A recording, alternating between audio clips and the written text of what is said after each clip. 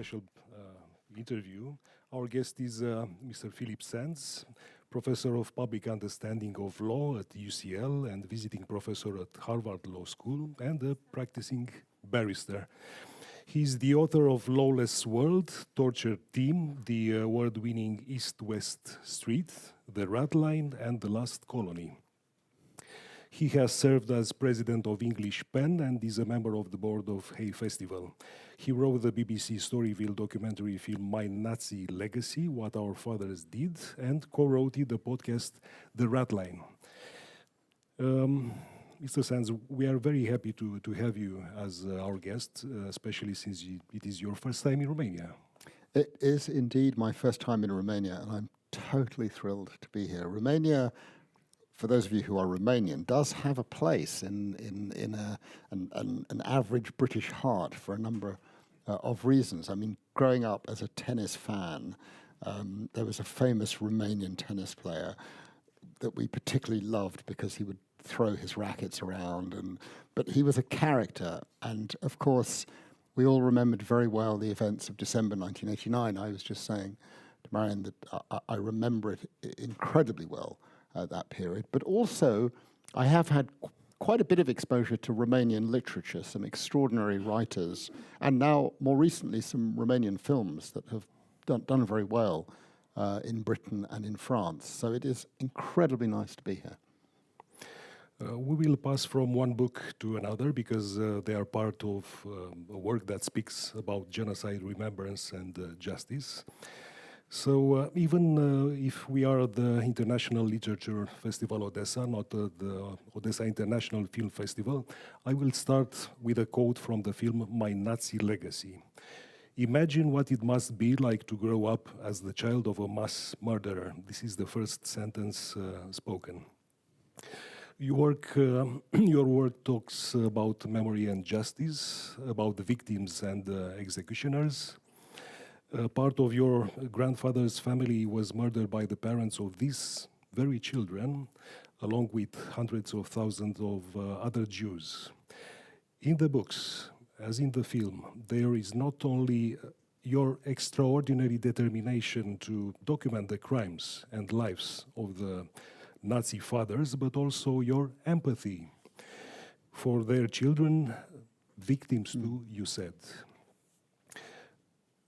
Have you imagined what it must be like to grow up as the child of a mass murderer, even if your grandfather's family was killed in the Holocaust? So to give a little bit of context and background, so I grew up in a household in London, in a place called Camden, which is still my home and which I love, with a father who was a local English boy dentist, and a mum who was born in Vienna and left at the age of 1 when the Nazis took over after the Anschluss and ended up in Paris, living, saved by a group of Catholic families living just outside Paris, and who then met the man who became my dad and moved to England. So I grew up in a household where there was this, on my mum's side, a past that no one talked about.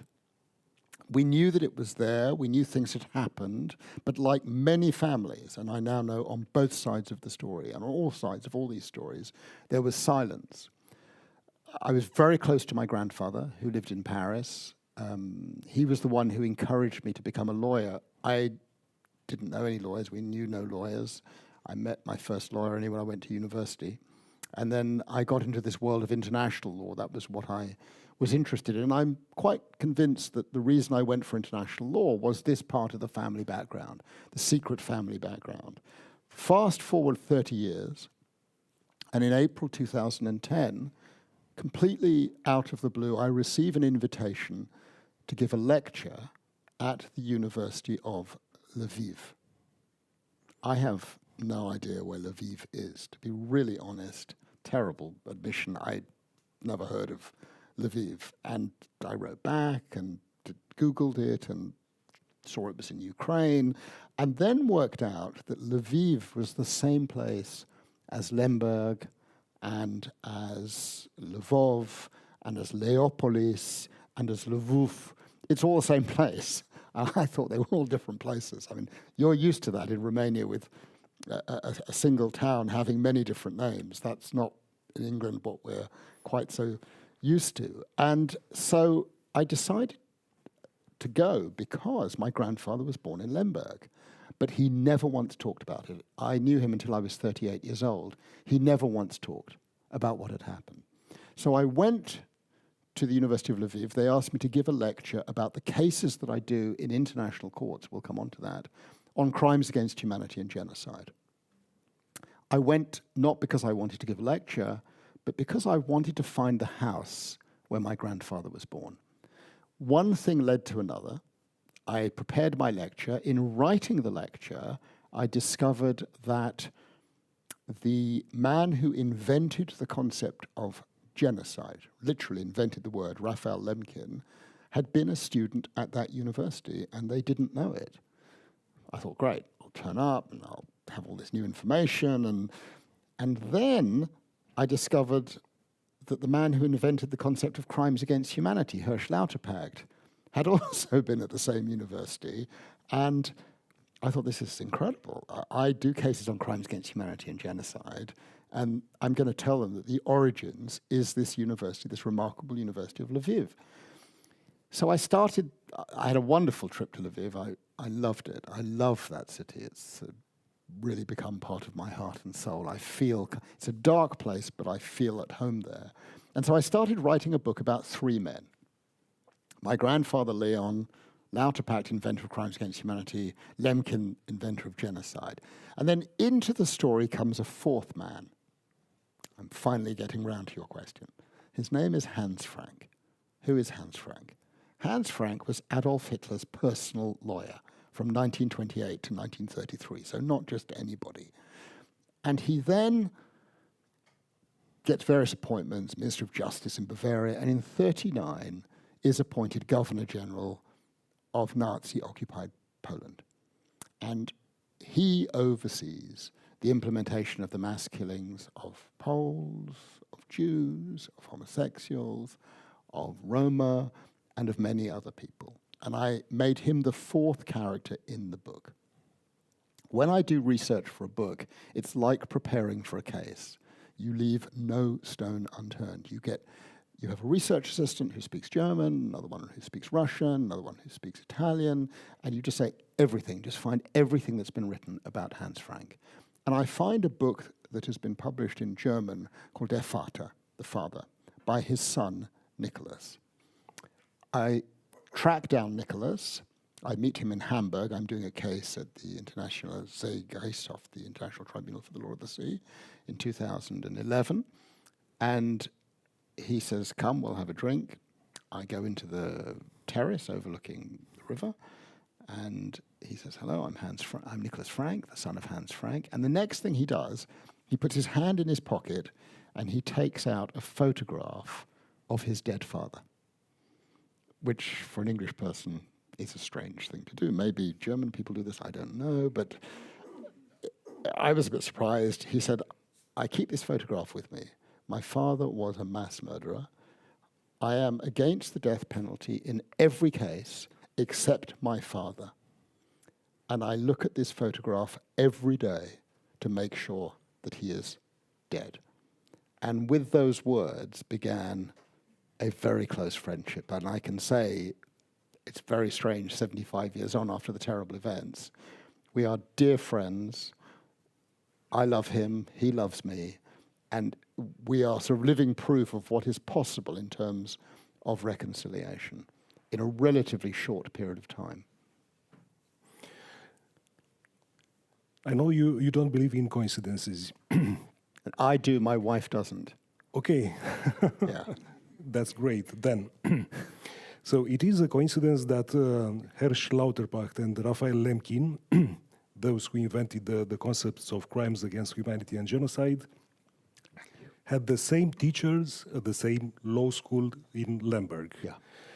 It's a coincidence that your grandfather Leon was born in Lemberg.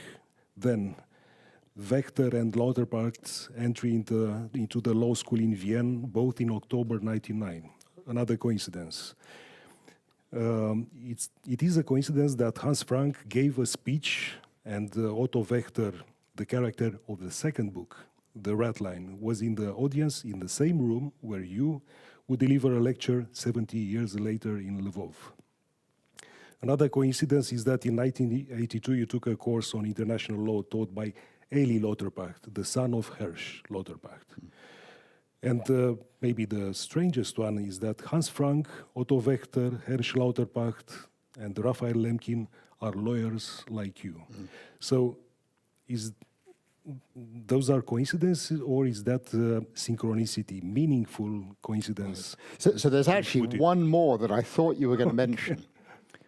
Eli Lauterpacht was my teacher of international law. He was the only child of Hirsch Lauterpacht, inventor of the concept of crimes against humanity, who was born in Lviv, moves to Vienna in 1919, moves to London in 1923, becomes professor at the London School of Economics, and then in 1937, professor at Cambridge University, and then even more remarkably, in 1954, the British judge at the International Court of Justice. And I remember when I went to Lviv and gave that first seminar in October 2010, there was about 40 law students from the University of Lviv. And I began by saying, could any of you imagine in 40 years' time being the British judge at the International Court of Justice? And they looked at me like I was a totally crazy person. But that's what happened, and it's, in a sense, a real tribute to Britain, that you can have a situation where someone who is a refugee in that way is elevated in that particular context. So Eli was my teacher in 1982 and then again in 1983. I then went off and spent a year in the United States, and while I was there, Eli Lauterpacht wrote to me and said, I'm creating a new research center for international law at Cambridge University. Would you like to apply, one of the people to apply? I applied, I got the position, and so began my career in international law as a research fellow at Cambridge University, working with Eli Lauterpacht. And Eli and I worked together for another 35 years. He died 3 or 4 years ago. He was my mentor, he was my friend. I loved him deeply. I learnt so much from him. I'm hugely grateful to him.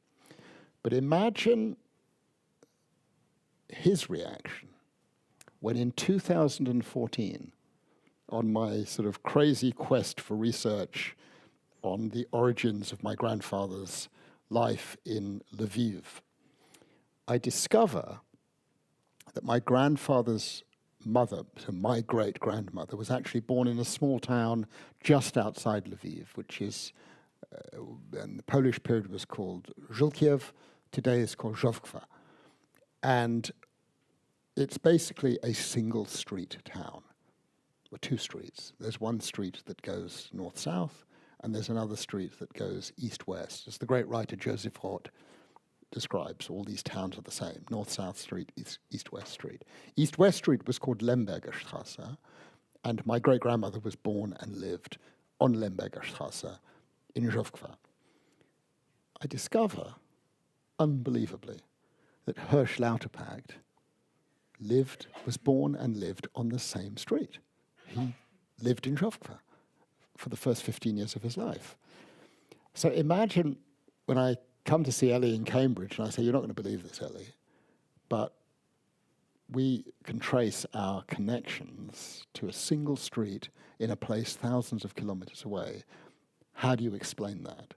So different people have different reactions to how that could possibly be.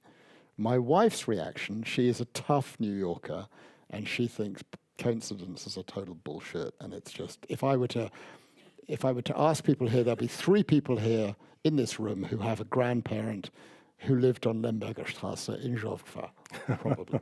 That's her view. It's just total coincidence. My view is it's not.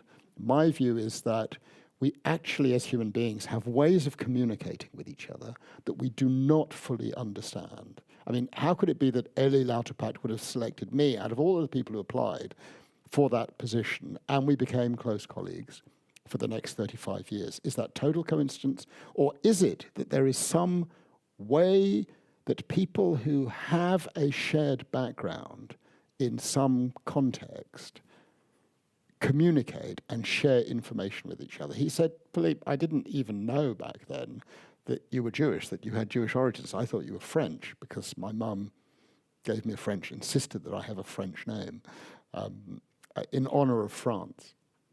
So it's not that he knew anything about the context or my background. There was something beyond that, and I don't think it's coincidence. I think there are other ways that we have of communicating. You know, a word stay with me after I read your books. Decent man. So Hans Frank's son, Nicholas, as you said, believed that his father was a war criminal. Yeah. Otto Wächter's son, Horst, believed that his father was a decent man. Both fathers were proven war criminals. Did memory work differently for each of them? Again, for people who haven't read the books, just a little bit of context. So I get to know Nick, and Nick despises his father. I mean, despise is an understatement. It's beyond that. There's no word that adequately describes his feelings of bitter hatred towards his father. One day, Nick says to me, Philippe, you're interested in Lemberg, Lviv. Would you like to meet the son of the gouverneur of Lemberg, Lviv, District Galicia? His name was Otto Wächter. I said, oh yeah, I know that name. He said, well, his son is a very nice man, and I know him, we're all friends. Pause, square brackets. One of the unknown things is that the children and grandchildren of senior Nazis are all in touch with each other. There's like this informal network, not of political solidarity, but this sense of connection. They all know each other. So he said, "No, I'll introduce you. I'll introduce you to Horst. You will like him, but you will not like his views." So we go off to this tiny little town called Hagenberg, where Horst, who is a child of the 1960s, sort of psychedelic kind of person, and lives in this schloss that he bought for 25,000 Austrian shillings in the mid-1980s. It is enormous. It has like 105 rooms, and it's 700 years old. And he lives in 2 rooms with his wife, Jacqueline, who is a Swedish socialist and can't stand Horst's family.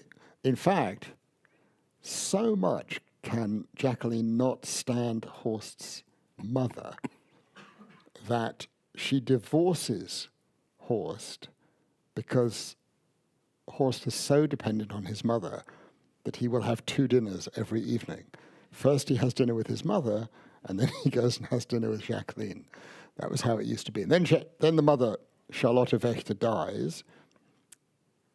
Long after her husband, Otto, governor of District Galicia, who is the subject of the Ratline, who dies in mysterious circumstances in Rome in 1949. And the day after Charlotta Wächter dies, the widow of Otto Wächter, Jacqueline tells Horst she's ready to marry him again. And so they get remarried. And by the time I come on the scene, they're living together but in separate rooms and barely talking to each other. The point is, the first thing Horst says is, I'm not like Nick. I think my father was a great man. He did great things. And if there were excesses, he was not involved in them. That's his position. And he's wrong. But he has an infatuation for his father that is actually, I think, not so much to do with the love of the father, but the love of his mother. It's a sort of transferred love, that he loves his mother so very much. And because his mother loved the father, so he has transferred the love. It's a very complex relationship. I'm still in touch with both of them.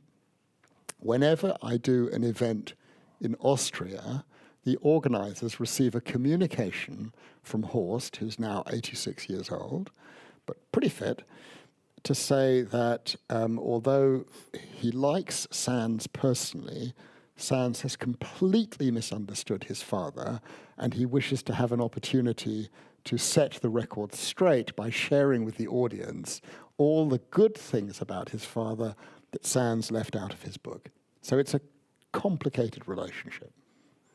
And you had a unique access to one of the most important private Nazi archives, that the vectors, documents, diaries, letters, photographs, I think 10,000 pages.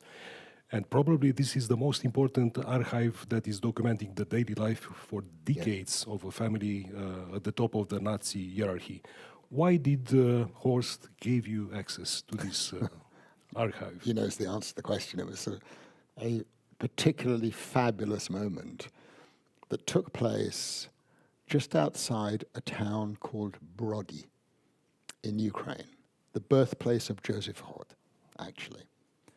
And every year in a field outside Brody, well, there is a commemoration of a military division that was created by Otto Wächter in 1943. The division is called the Waffen-SS Galicia Division, and it's famous because it was the first Waffen-SS division made up wholly of non-Germans, all Ukrainians. It's actually the root of much of Vladimir Putin's claim that Ukraine is full of Nazis. It's not full of Nazis, but like every country, including Romania, including Britain, there are Nazis.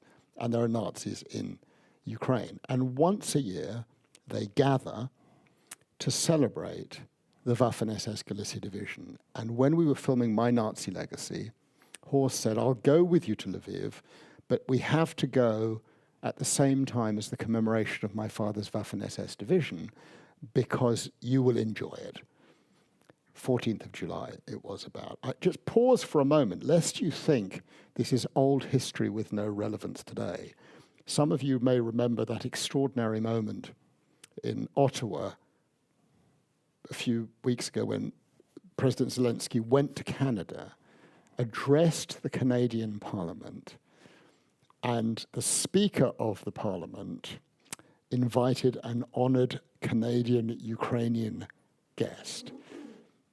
The man stood, every parliamentarian stood up, hundreds of people applauded this guy, and it then turned out he was a member of Otto Wächter's Waffen-SS Galicia Division. And of course, the thing went viral in Russia, just proves that they love Nazis, and the speaker resigned from his position because of the embarrassment. So these are not mere historical things. Anyway, we're there, appalling day, with hundreds of people dressed up in Waffen-SS uniforms, celebrating the heroics of that division. Nicholas was devastated. I mean, was really upset by it. We were there, the three of us, with a film crew from the BBC. David Evans, my friend from university, was the director of Downton Abbey, in case you like those kinds of programs. And at a certain moment, Horst really got very comfortable with these characters. I interviewed Nicholas afterwards, and he said, you know, Philippe, I think that Horst actually is a Nazi, a new kind of Nazi. I said, I disagree. I said, on camera, I don't think he is. I just think it's this sort of infatuation of his mother and father. I don't think he's a Nazi. But that made its way into the film. And Horst saw the film and was very upset and asked me, Philippe, how can I prove that I'm not a Nazi? Now, if there's any lawyers in the room, you'll know, lawyers or diplomats or journalists, that proving a negative is actually not so easy. You know that. It's, how do you prove you're not a Nazi? So I thought about this question, and I said, well, you've shown me one or two pages from this extraordinary archive of your mother and father. Every single letter they wrote to each other, back and forth, both sides, between 1929, when they met, and 1949, when he died in Rome in a Vatican hospital. So you've got the entire life of a top-table Nazi couple. their diaries, their photographs. I'd seen a little bit of it. I said, well, why don't you give that to a museum? Because Nazis don't give that kind of material to a museum. He said, fantastic idea. 4 archivists from the United States Holocaust Memorial Museum in Washington come over. They digitize absolutely everything. It's you can just go onto the Washington Museum website and just type in vector archive, and you can look at the documents themselves. The documents are unbelievable. I mean, absolutely unbelievable. And I then, with the assistance of a colleague at UCL, the late wonderful historian Lisa Jardine, who was a historian of the 16th and 17th century, but who specialized. I mean, Lisa Jardine's theory of life was that if you really want to know why people act as they do, don't look at official documents. Go for the private family archives. And her research was on 16th and 17th century courtiers and their private correspondence. She said, that's what you've got to look at. That's fantastic material. And you need to get 3 or 4 PhD students, and you need to translate everything and go through everything, and you will have an incredible story. And that was the story that became the Ratline, which is the first book, I think, well, because of the archive, that gets you the hard original information on how, between 1945 and 1949, the top Nazis organized their escapes to South America. And it was fantastic material. And so I'm intensely grateful to Horst. Horst, I think, sort of regrets it. His nephews are not thrilled that all this stuff is now publicly available. Except one. His daughter. Yeah. His daughter is wonderful.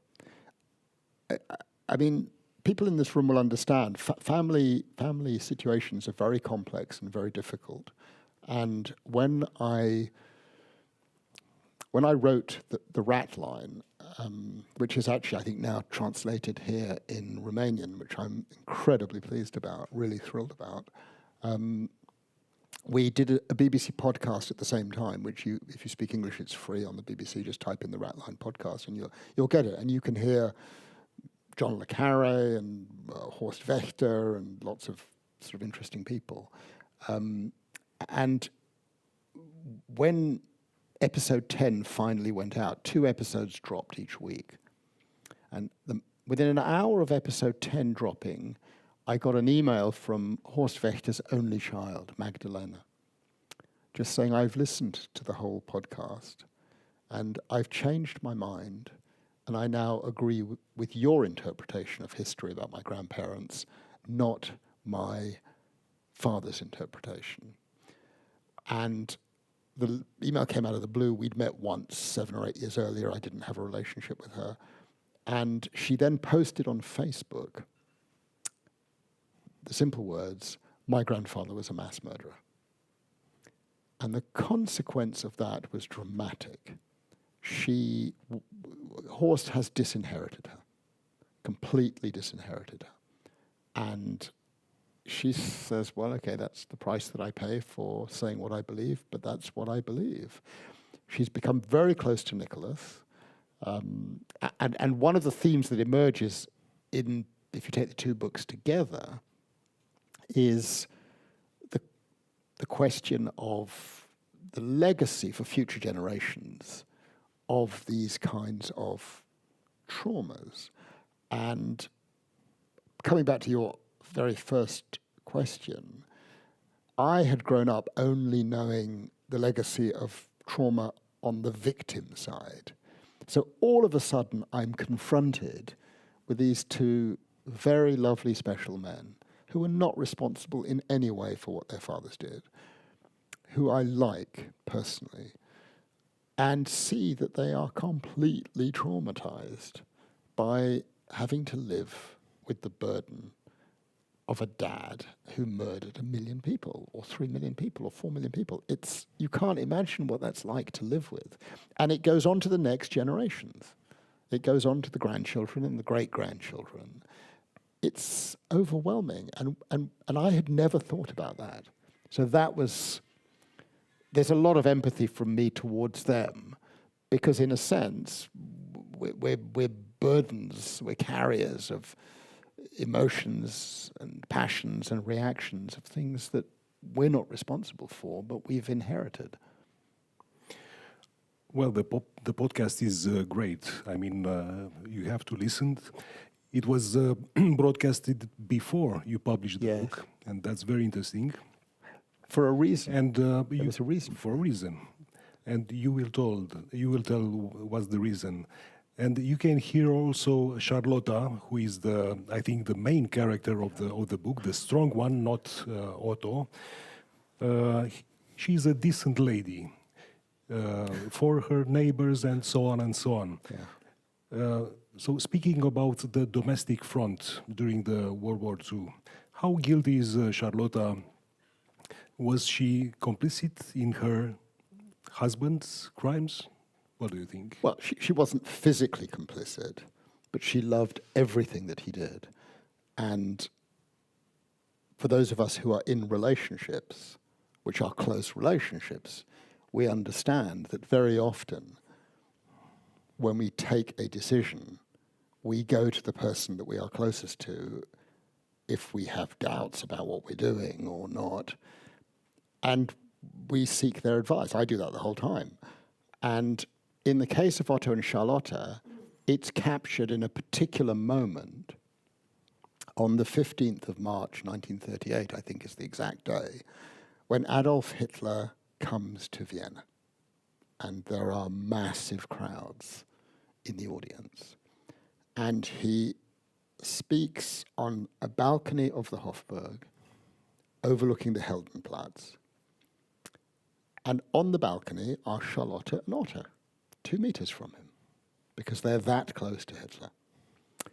It's what happens next that is so fascinating. And it's in their documents and their correspondence. They go into the building, they walk down the big marble staircase. At the bottom they stop, and Otto says to Charlotta, "So I need your advice. I have a choice. I can remain in my job as a commercial lawyer and have a very comfortable, even wealthy life under the new regime, or I can accept the offer of our friend Seyss-Inquart to become a state secretary in the new administration. What should I do?" And she is like, take the job in government. You know, she wants the apartments, the villas that they're going to get, the Mercedes-Benzes, the adulation, the baubles. That's what she wants. And she pushes him, and she knows everything that he does. His very first job from early 1939 as state secretary is removing every single Jew from public office. So he removes 16,897 people from public office. I mean, and the stories are, you know, these are senior judges, ministers, the prosecutor general, a postman, and everyone in between gets a letter. What's not in the book, because it happened afterwards, the book came out in German in September 2021. And on Christmas Day, the 25th of December 2021, I received an email from a lady that I didn't know in Vienna, a historian. And she wrote to say, at page 37 or whatever it was of the German edition of your book, you mention my grandfather. And I was surprised to find a reference to him. He was the Minister of Justice in the pre-Nazi government, and he was removed from his post, eventually as Procurator General or some such thing. And we've got the letter in the family that removed him from his job, which has a signature which is not eligible, but it doesn't have the name of the person who signed it. So we have never known who was the person responsible for removing him from his post. Now, with your book, I learn that it is Otto Wächter. But that's not why I'm writing to you. I'm writing to you because I live in the house of my grandfather. And my next door neighbor and best friend is the granddaughter of Otto Wächter. So, you know, these secrets that then come out many, many years later emerge in very complex ways. These are very complex stories. You know, Faulkner said, the past is never dead, it's not even the past. I mean, I don't know Romania well, but from the literature that I've read of Romania, this is something you will understand incredibly well. One of the books, incidentally, that was a really important source for me of material about Hans Frank and Otto Wächter, and you may want to read it, is a remarkable book published in 1944 by an Italian called Curzio Malaparte, called Caput. Some of you, I think, have read it. And it tells a number of different stories. I focused on the Krakow stories in which Frank and Wächter appear. But there is a Romanian story also with Iași. And I've never really focused on that. And now being here, I want to know more about that part of the story. But for you, Marian, as a journalist, what's so fascinating for me of this book, Caput, have you read Caput? Yeah. Okay, so it's presented as a novel. But in fact, Malaparte was the correspondent of Corriere della Sera, and he spent time in Iași and in Krakow with Hans Frank. And a friend of mine at Corriere della Sera found the original 4 articles that Malaparte sent for publication from Krakow. And I then compared the newspaper articles from 1942 with the book that was published in 1944. And you can see a slight change of direction. The 42 journalist articles, I'm not saying this is how you would be, are just full of adulation about the remarkable, handsome, gorgeous piano-playing Hans Frank. By the time you get to 1944, the tide has turned. Frank isn't quite as gorgeous as he was, and it's fascinating to trace that relationship. I mean, I have a complex relationship with Malaparte because I really don't like his politics, but he is a fantastic writer. Another coincidence, in the same very room where Malaparte talked to Hans Frank, years after, in 1990, Nicholas Frank went for an interview to Lech Wałęsa in the very same room. Yeah, no. It's unbelievable. Nick Frank is himself a very distinguished journalist for Stern magazine. And when the changes took place in the late 80s and the early 90s, he was sent to Poland. And he went to the castle, I think it was the Belvedere Castle in Warsaw, to interview Lech Wałęsa. And immediately he came into the room, he recognized it. It had been his father's office in Warsaw, with still the same round table around which his father had chased him playing games on one occasion. And I asked Nick, did you tell Wałęsa you knew this room? And he said, I didn't think that would be a good idea. He's got a fantastic sense of humor, Nick. Well, let's stay to the justice matter.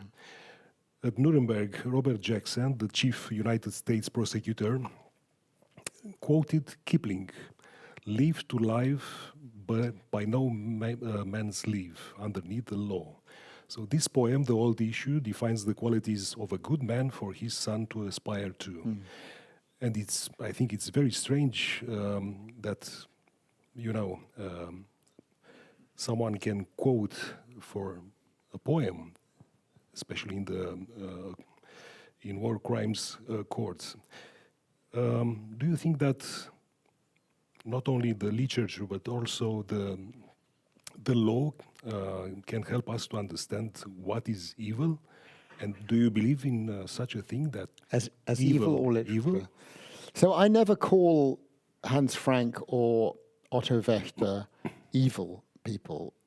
They're people who did evil and terrible things, but they were also capable of acts of humanity and love and warmth and affection. And that's the complexity of life, is that things are not binary. And I often imagine having dinner with Hans Frank, and a highly intelligent, highly cultivated man. And I think we would probably have had a pretty good dinner. It would have been interesting. I think he was more interesting than Wächter, who was a sort of ambitious ideologue, who was really very firmly committed to what he did. So my take on it is that every person in principle is capable of doing terrible things. I mean, I ask myself, are there circumstances in which I might do terrible things? And the answer has to be, one can't exclude that possibility. You just don't know in what situation you would find yourself. But I've always cared deeply. I've always been a big reader. And I'm married to a woman who comes from a big literature family in both France and the United States. And so books and literature and reading are a very big part of our life. I teach at the university, I'm a professor, and I make all of my students read novels and fiction to basically understand more about the being of a lawyer. If you take the Nuremberg trial and look at the best writing about it, some of it is non-fiction and some of it is fiction. Interestingly, actually, the best writing about Nuremberg is by women. The women who sat in the courtroom and watched what was going on were able to see things that the men, mostly journalists rather than novelists, did not see going on in the room. It's really fascinating. I'm thinking of three writers in particular who are remarkable raconteurs, both as novelists and as non-fiction writers. Rebecca West, Martha Gellhorn, and one who has fallen, if you like, off the pedestal and is generally not known. I'd be surprised if anyone knows her name, Janet Flanner.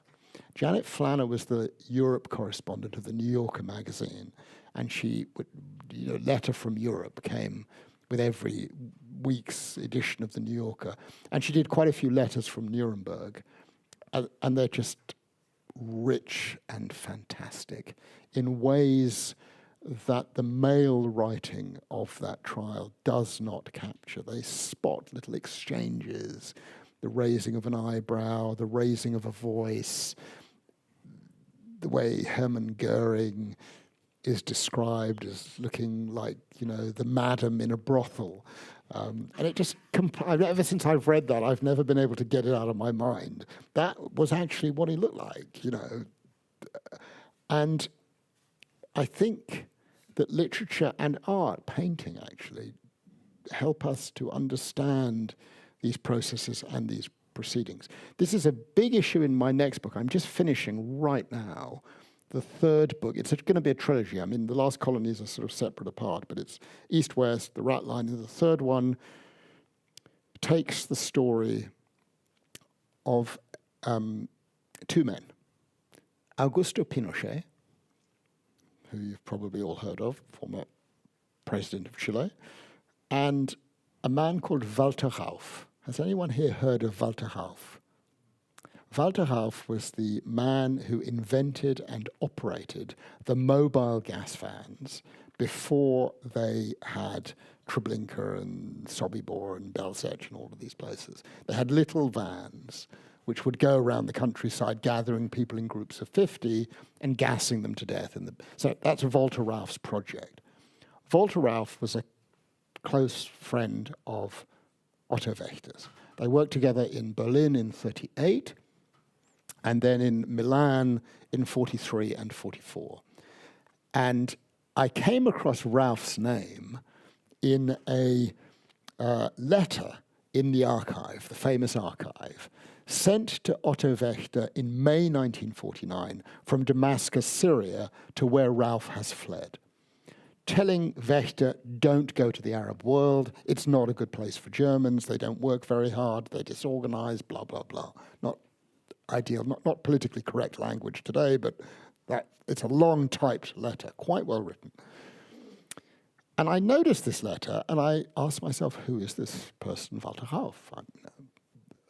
I've never heard of him, but it rang a sort of vague bell. So I followed his trajectory. He leaves Damascus in 1949, end of 1949. He follows his own advice. He goes to South America, and he ends up in Quito, Ecuador, with his wife and 2 children. While he's in Quito, Ecuador, they make new friends, they make a new life, and they meet, he and his wife Edith meet a wonderful Chilean couple who say, you're in the wrong country, you should be in Chile, because we have lots of Germans in Chile and we like people who are like you, we feel warm towards you. So the family moves to Chile, and they move all the way to the south of Chile to a town called Punta Arenas in Patagonia. And they make a new life there, and there are ups and there are downs, and Rauff becomes the manager of a king crab cannery, putting the flesh of crabs into tins for export to South America and Europe. And life continues. And then on the September the 11th, 1973, the other September the 11th, miracle of miracles, Rauff's friend from Chile, from Ecuador, from Quito, becomes president of Chile. It's Augusto Pinochet. They've been friends for all of this time. And all the rumors in Chile are that Rauff then went to work for Pinochet's secret intelligence service, the DINA, but there was no evidence at all. So I've spent a lot of the last 7 years looking for the evidence, if any, of what Rauff did with Pinochet.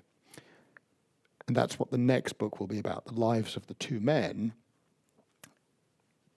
which then moves into the arrest of Augusto Pinochet in London, in a case that I was involved in, on the question of whether he had immunity. But coming back to the starting point of this little anecdote,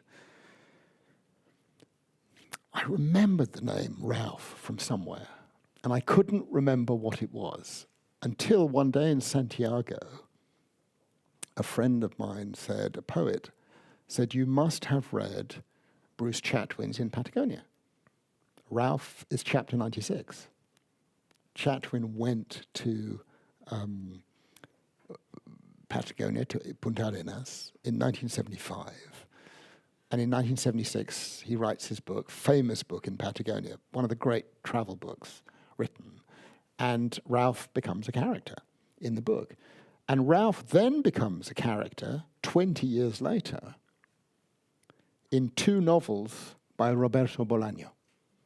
Nights in Chile and Nazi Literature in the Americas features Walter Rauff. And all of a sudden, you begin to understand how the placing of a name of a character in a literary work contributes to the creation of a mythology in an entire community about the role of that person in that society. Just before I finish the anecdote, I will give you one more unbelievable coincidence. I got interested to know when and where did Chatwin write In Patagonia. It's a very famous book in England. I may not have traveled to Romania, but in Britain it's one of the great travel books. And it turned out that he wrote In Patagonia in 1976, between January and June, in a house he had rented in a small village in France called Voicu. And I was curious to know more, so I went to the archives at Oxford and found his original letters and moleskin diaries. Chatwin is famous as the person who made famous the moleskin diaries, the moleskin notebooks. And with the wonderful archivist at the Bodleian, Richard Ovenden, we found all the documents, the materials, and I discovered that he wrote in Patagonia at number 12 Rue Droite in the village of Voicu. Number 12 Rue Droite in Voicu is precisely 140 meters from our little house in Voicu. And that also came up completely unexpectedly. How could it possibly be that later on there is also this curious connection? And what your wife said about it? Total coincidence, just bullshit, bullshit, total bullshit. She's very tough, very tough. But she loved the podcast, right? She loved the podcast, and she loves the whole Ukrainian side of the story, since we're here to celebrate Ukraine. But she thinks I've become a bit obsessive about Ukraine, so she's very, very happy that I've headed off to South America. I think we have 5 extra minutes. Okay, so let's finish with another decent man, Vladimir Vladimirovich Putin. At Nuremberg, it was the first time in human history that the leaders of the state were put on trial before an international court for crimes against humanity and genocide. The two new crimes that Lauterpacht and Lemkin coined. 50 years after Nuremberg, the International Criminal Court was founded. You worked at the preamble, and you've been involved in many significant international cases. I mentioned Pinochet, Congo, Yugoslavia, Rwanda, Guantanamo, Rohingya. In 1999, the Serbian president Slobodan Milosevic was the first serving head of state to be indicted for crimes against humanity. And in March last year, ICC judges issue arrest warrants against Vladimir Putin, allegedly responsible for the war crime of unlawful deportation of population from occupied areas of Ukraine. You said that proving the crime of genocide, it's difficult. We don't expect Putin to come in the court soon, at least. But why is it so difficult to prove those crimes? It's not difficult to prove all the crimes. I mean, what happened in 1945, it was a very significant moment. Before June 1945 and the meeting in London where the 4 Allied powers came together, there was only one international crime, war crimes, which had actually emerged in the middle of the 19th century from Russia. The first instrument is the Declaration of St. Petersburg of 1868, ironically enough. And in the 1890s and the 1900s, the Tsars were very supportive of developing war crimes law. But when they negotiated and drafted the Statute of Nuremberg, they needed more crimes. War crimes was not enough. And so they basically invented and then retrofitted these 3 new international crimes, which we still have today. Crimes against humanity, which is basically about harm to individuals, invented by Lauterpacht. Genocide, which is about the destruction of groups, invented by Lemkin. And what in 1945 was called crimes against peace, today the crime of aggression. And the International Criminal Court has jurisdiction for 3 of the crimes committed on the territory, for 3 crimes that may be committed on the territory of Ukraine: war crimes, crimes against humanity, and genocide. And it's pretty clear that war crimes have been perpetrated. I'm pretty clear also that crimes against humanity, I don't think you can describe Pinochet's Putin's actions as genocide. There's been some genocidal rhetoric. They don't exist as a people. There's no such thing as a Ukrainian. But no acts, I think, of genocide as such in the legal sense. That's very, very difficult to prove because of a series of cases which have set a very high threshold for proving the intention to destroy a group in whole or in part, which is how you prove genocide. But when Putin launched his war on Ukraine, 2 days later, the Financial Times got in touch with me. And again, this is, I suppose, it's a story of how literature and writing, I mean, I don't write fiction. I write what in Germany is called literary nonfiction. But how writing changes subsequent developments. So 2 days after the war begins, the editors of the Financial Times get in touch with me and say, could I write 700 words on Ukraine and international law? Why do they choose me? Because I'm an international lawyer and because I've written about Ukraine, because I've spent a lot of time in Lviv, because the book East-West Street deals with Ukraine. And so I say, yes, I will do that. And I think for about a day on what to write. And I end up focusing on the gap in the jurisdiction of the International Criminal Court. They can deal with war crimes, they can deal with crimes against humanity. If genocide happens, they can deal with that. They can't deal with the crime of aggression. And as with Nuremberg, the crime of aggression, for me, is the most significant of all the crimes, because if he hadn't invaded, none of the other crimes would have happened. The second reason it's significant is it's a leadership crime, the crime of aggression. It's the only crime that goes straight to the top table.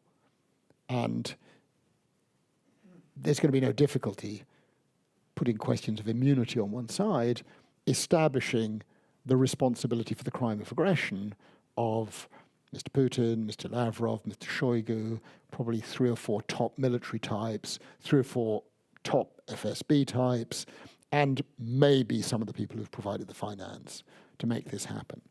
The problem with war crimes and crimes against humanity is proving the role of a head of state is very, very difficult. And I had in mind, when I was thinking about what article to write, a scenario 5 years down the line, which may yet happen, in which half a dozen low-grade or middle-grade Russian types are hauled up before the International Criminal Court, but the people at the top table get off scot-free. That's not justice. That would be a terrible situation. The soldiers on the ground may have done terrible things, but they're not responsible for the totality of the horrors. That's Putin and Lavrov and Shoigu and these other characters. So I wanted to put the accent on that, and I proposed creating a special criminal tribunal for the crime of aggression, which had not happened since 1945. And it's not happened because the big powers have a common interest in keeping the crime of aggression off the table for various different reasons.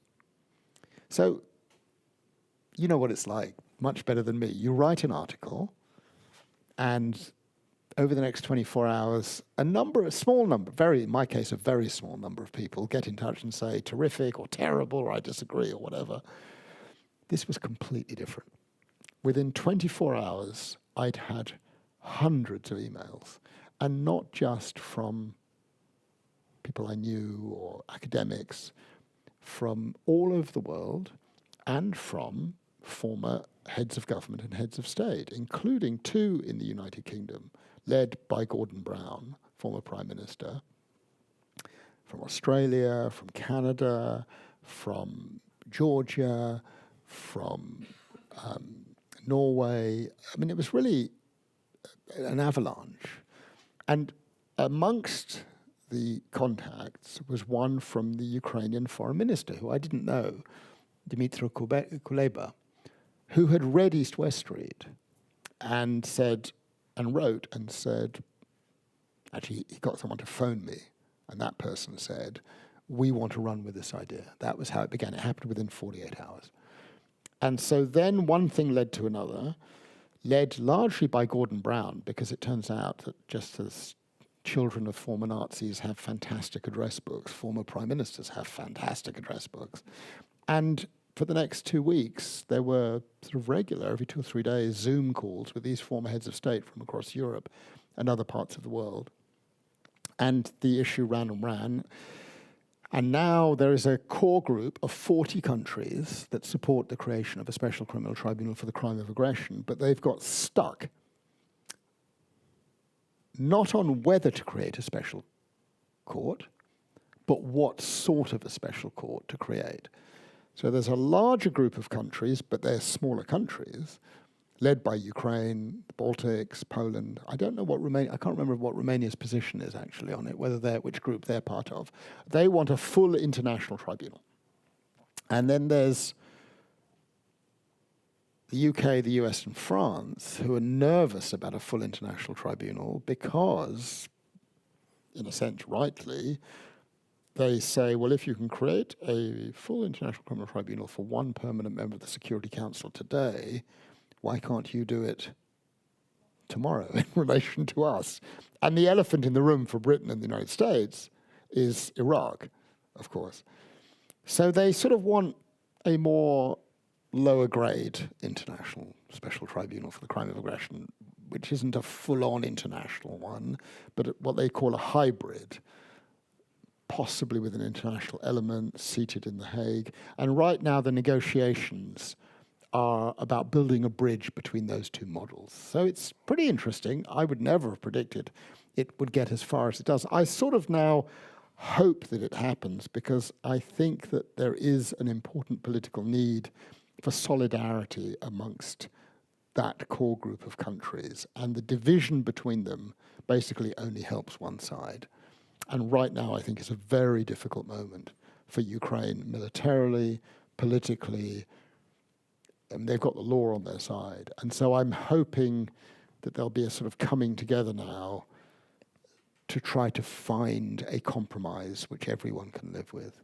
But if you had asked me the day the article came out on the 26th of February 2022, could I imagine that there would be a special criminal tribunal, I would have said it's less than 0.00001%.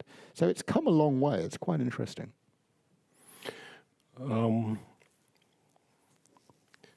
You said about Iraq, and I remembered the torture team, your book, about Dick Cheney and Rumsfeld, others decent guys, you know. But for the end... Up to a point. Yeah.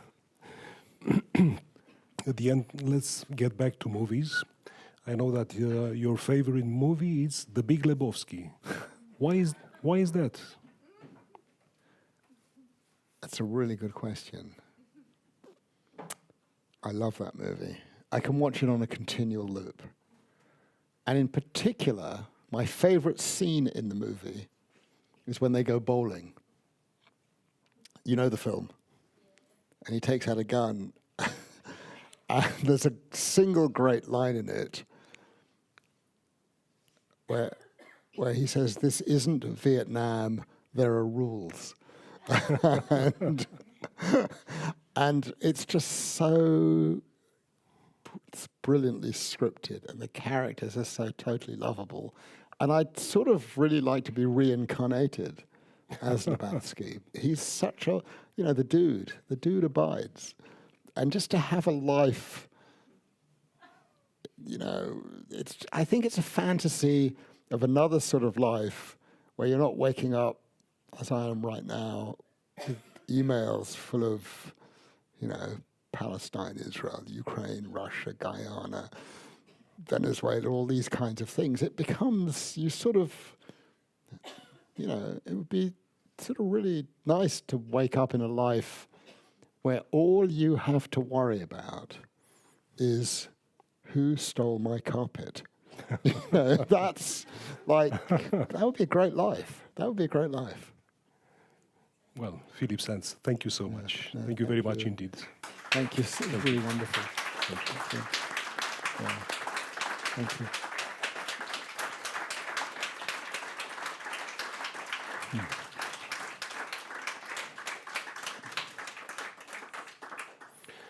It's lovely to be in Romania. Thank you, ladies and gentlemen. I think we have a break, right? Yeah. Thank you.